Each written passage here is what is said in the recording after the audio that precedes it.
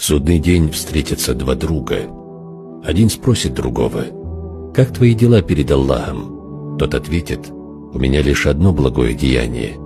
Тогда другой спросит: «А как твои?» И услышит в ответ: «Мне не хватает одного благого деяния, чтобы попасть в рай».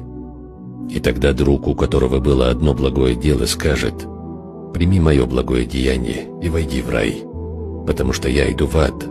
Нам обоим не следует оказаться в аду. Возьми мое благое дело, и ты войдешь в рай». И внезапно Аллах зовет их и говорит: «Что ты сделал для своего друга?» Он ответит: «Я Рабби, я отдал ему свое благое деяние, чтобы он мог войти в рай». И Аллах скажет: «Какой ты великодушный, но я самый щедрый и милосердный. Позови своего друга, и вы вместе войдете в рай».